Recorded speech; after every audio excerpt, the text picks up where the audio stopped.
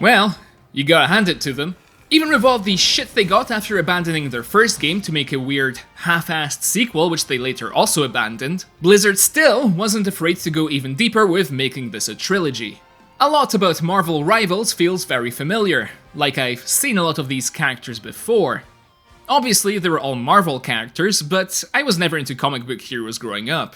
And yet, despite that, this game feels like wearing your old gloves. I wonder why.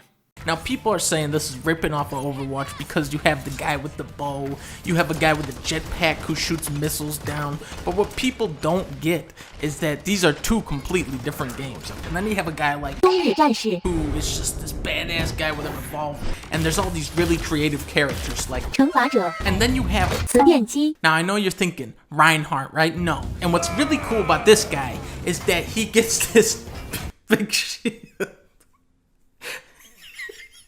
Okay, I am just having fun here. Comparisons to Overwatch are easy to find, but not that much in Marvel Rivals is really one-to-one. There are even some heroes in this game that have completely unique abilities. Maybe you could recognize some of them from League of Legends or something, but I wouldn't know about that because I only play good games. And even when there are some unapologetic copies of Overwatch characters in terms of design, they do at least mix and match different abilities to make them more interesting. Because, okay, the Punisher is obviously Soldier 76, but he can't heal himself, has Bastion's turret ability, and doesn't switch the hacks on when he uses his ult, which actually makes him more fun to play. Don't worry though, because if you can't aim, they've moved that ability to an infinitely more cancerous character. Winter Soldier is Cole Cassidy, but again with different abilities, including one borrowed from the Fat Hog of all things. We also have Scuffed Diva with maybe the worst ultimate ability in the entire game. I'll let you guess who Hawkeye with his bow and arrow is similar to, as well as Squirrel Girl. God, her ult is even kind of similar, huh? Meanwhile, characters like Magic, Spider-Man, Wolverine, Jeff the Shark, with some others I've probably missed, really don't have one-to-one comparisons. Which is good, because you can't just jump into this game, pick the closest character to your main in Overwatch and expect to instantly know what you're doing, which was what I was expecting going in. But nonetheless, there is this fat fucking Penny Parker pig in the room that needs to be addressed before I talk much more about what I enjoy about the game as well as some of the gripes I have. No, my game's crashed. Gaming is cancelled, and Unreal Engine 5 is killing it. This game still crashes pretty consistently after 10 games or so. If you think it's a hardware issue, people trying to play the game with bad PCs, you are wrong. Just ask Sanity on our Discord server who I've been playing the game with this whole time. He just shelled out a ton of money on a supercomputer, and just yesterday, as of writing this, he got a crash within the first minute of his first game of the day. My game crashed? Not to mention all the usual crashes that still happen consistently. I used to think this was a problem, until I remembered.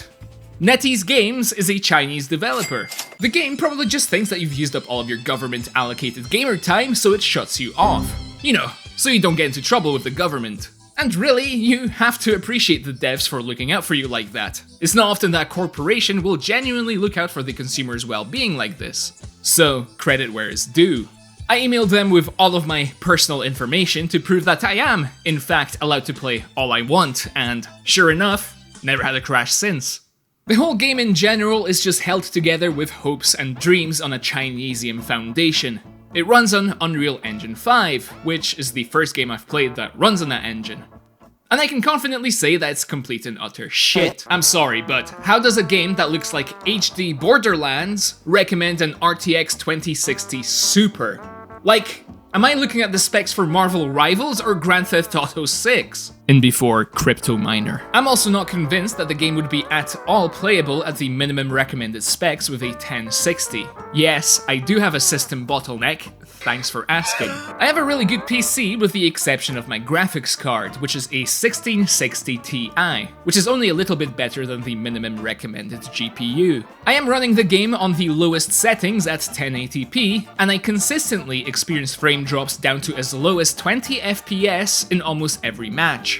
I like the general art direction of Rivals, but how is it that I can get comparable performance trying to play fucking Altis Life? Yeah, miss me with that competitive mode, thanks. Maybe when your game runs smoothly and doesn't fucking crash. And look, I really did have high hopes that these issues would be fixed, because within the time I've been making this video, Rivals did have a massive thigh update. I thought, perhaps, that the devs might take this opportunity to at least do something to address these, yeah, no, no they didn't. There is one place in which this game has Overwatch beat though, let me tell you. I have never cringed more listening to voice lines in a game than I have with Rivals, and Overwatch was pretty bad.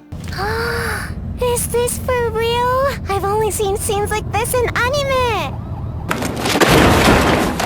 Oh, there's skins alright, including an e-dating starter pack for you and your Discord kitten to show off with the 60th wedding anniversary bundle. Now 57% off. Or perhaps you'd be more interested in the Concrete Gripper collection. Whoever let those dogs out, please put them back inside. I just sorted my lawn after winter. Like every great hero shooter, every match you join, everyone will instantly lock in DPS, leaving you with the shit jobs of doing either tank or healer. Unless, of course, you don't care about losing. It is for this reason that the vast amount of footage you will be seeing throughout this video will be of me running around as the Thing. Not because I necessarily wanted to, but because I have slowly been forced into this role. And the Thing just so happens to be the only tank I've managed to get an MVP with, somehow. Probably because one of my friends that I play with actually likes to play support and can keep me alive. Jarvis, clip that. Ignite the battle. DPS in Rivals is a desirable role to pick for a variety of reasons. It is a go-to role for people who want to just roam around the map by themselves with music playing in the background trying to score kills while the tanks and healers do the hard work of actually capturing objectives.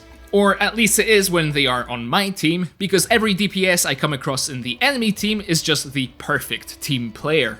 Spider-Man players come especially to mind. I once got matched with someone with the username BestSpideyMain, who proceeded to feed up to something like 9 deaths to 4 kills by the end of the match, while the enemy Spider-Man was up to nearly 30 kills. The flaming was bountiful that night, let me tell you. Well, as much as it could have been, anyway. Because in typical CCP fashion, NetEase Games is on that shit like a hawk. There was this one time that someone on the opposite team started flaming, and I decided to report him for scamming minors for the meme.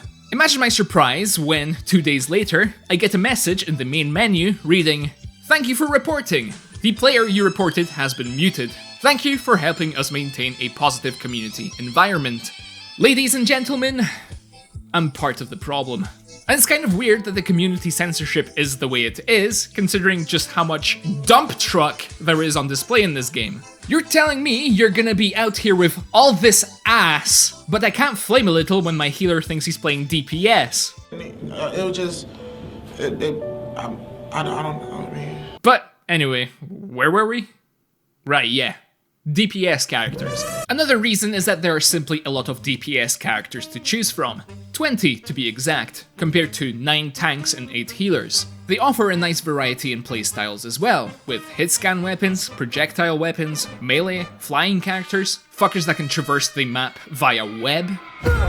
Meanwhile, it feels like half the tanks primarily deal their damage by just fucking punching shit in front of them, even if that's only really completely true for like 3.5 of them. Venom is basically melee. And then another 3 of them have the ability to hold out a shield in front of them in one form or another. On the other hand, even though most of the healer characters deal damage through some sort of projectile, they are a little bit more varied in their other abilities, and can be very hard to deal with if they are in the hands of an experienced player. They do, however, tend to have quite a lot more abilities under their belt than any of the other characters in the game, which I think may turn a lot of players off from trying them out.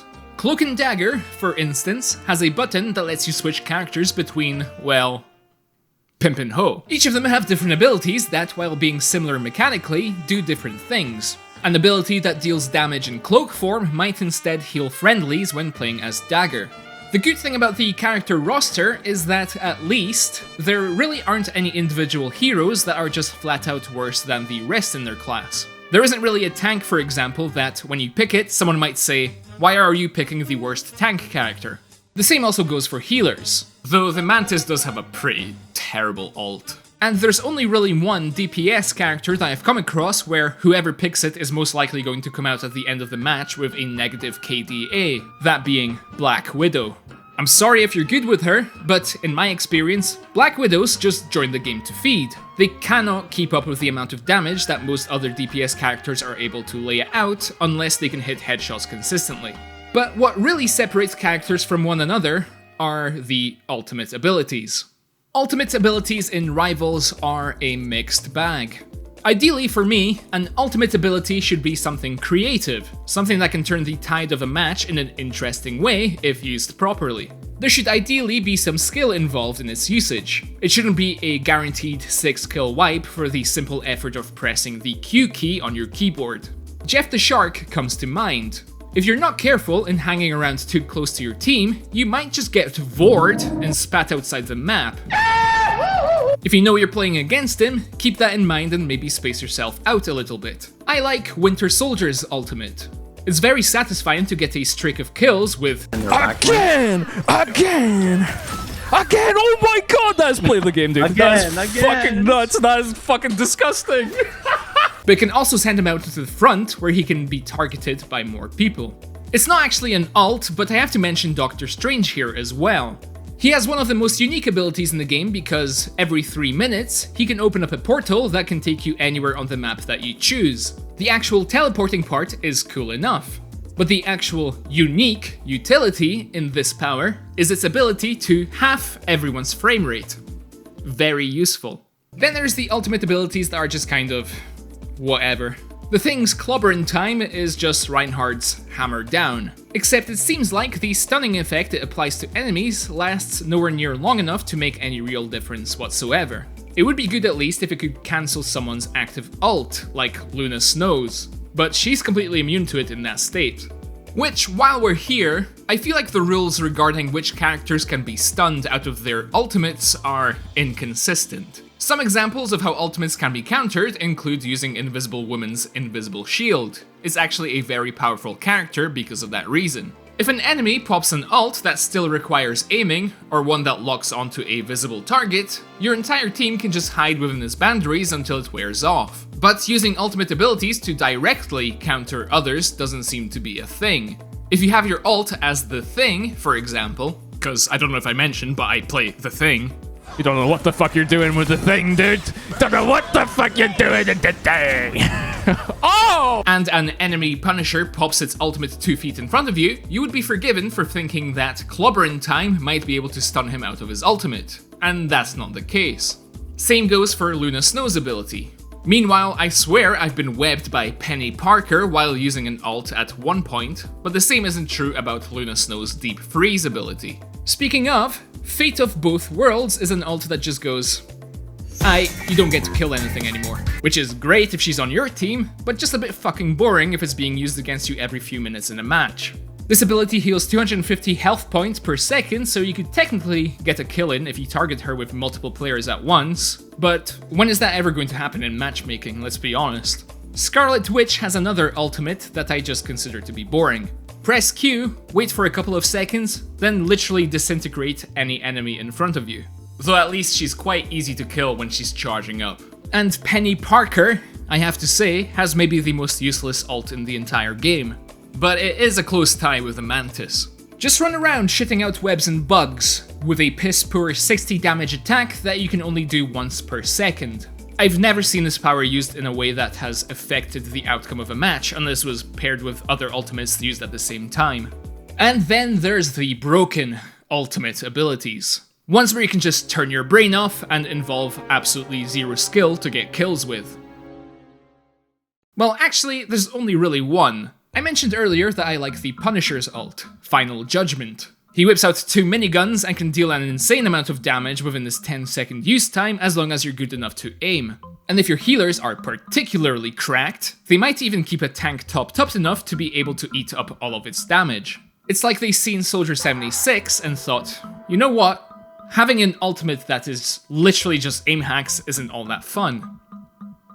Before doing exactly that to Star-Lord, this character is stupid. To start with, he has his Tracer trademark dual machine pistols with a high rate of fire and a wide accuracy cone. So he can just spray in the general direction of the enemy and score hits consistently, doing pretty minor damage per hit, but more importantly, earning points towards his ultimate ability. Because of that, Star-Lord earns his ult stupidly quickly. But before we get to that, you should also know that his standard abilities include being able to fly around the map, dodging that makes him invulnerable and instantly reloads his weapons, as well as the Reaper ult that deals damage in an area of effect within a certain radius. And to be clear, that last one is not his ult. It's just a standard ability on a generous cooldown. And when he does get his ultimate, he flies up into the air and enables aim hacks. Targets the healers real quick, starts melting the tanks, and before you know it, everyone on your team is fucking dead. At least with Soldier's ult, you could hide away quite easily if you heard it coming. But this guy is up in the fucking air, and still able to fly around to get a peek at your skull. You do not want to get into a ranked game against a Star-Lord main. It is not a fun time. Mr. Ping, please fix. So why the hell am I still playing this game if I spent so much time bitching about it in this video? It's because of all that ass on display, bruh, are you stupid? In all seriousness, Rivals feels a lot like classic Overwatch.